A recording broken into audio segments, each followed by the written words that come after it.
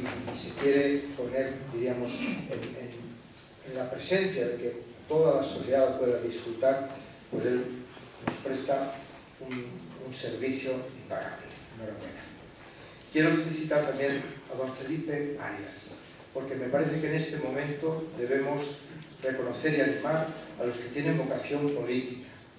Los momentos de crisis, los momentos difíciles, a veces es fácil generalizar lo negativo, pero hay que valorar a las personas que están sirviendo a la sociedad, coordinando esfuerzos y ayudándonos a todos a crear, en este caso, una ciudad amable, hermosa y digna para nuestra convivencia. Y muchas gracias también, y mi felicitación, a don Miguel Palacios, al que hace pocos días tuve como profesor. Yo no sé nada de cobre, pero después de haberme encontrado con él, ya sé bastante. Ya puedo ponerme, digamos, a hablar de un material que he visto su proceso de transformación y me ha dejado maravillado. Una persona que trabaja por la industria en Huelva y al mismo tiempo con una gran sensibilidad por la ecología. Felicidades a todos.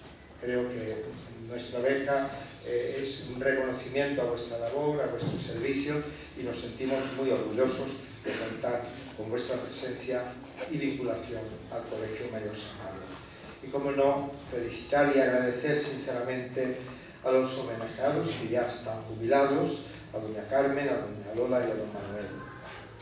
Yo he estado en un colegio no mayor, sino menor, y sepa que para un funcionamiento adecuado de un colegio es muy importante la cocina, es muy importante el mantenimiento, es muy importante cualquier detalle que puede ayudar a hacer una convivencia amable, es muy importante la puerta, es muy importante todos y cada uno de los detalles que constituyen la familia colegial. Por eso, estas personas que tienen a veces una labor más callada, menos vistosa, pues me parece que es muy importante que el colegio hoy les haya agradecido solemnemente su excelente servicio a esta institución. Muchísimas gracias.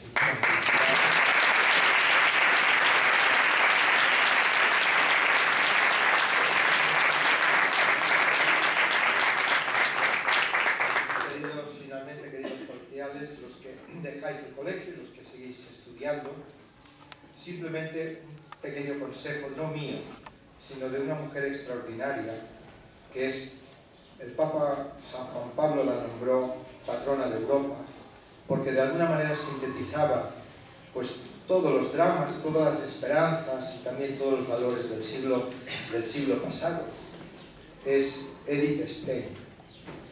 Edith Stein nació judía, perdió la fe, vivió mucho tiempo un ateísmo de búsqueda, fue una de las primeras mujeres universitarias, fue secretaria de un gran filósofo, reencontró la fe cristiana, entró en un monasterio carmelita y murió en un campo de concentración. Ella dejó unas palabras que a mí me parecen un programa para una persona que se ha formado en un colegio mayor de inspiración cristiana. Ella dijo: no admitáis nunca como amor nada que carezca de verdad, pero no admitáis nunca como verdad nada que carezca de amor. Felicidades a todos.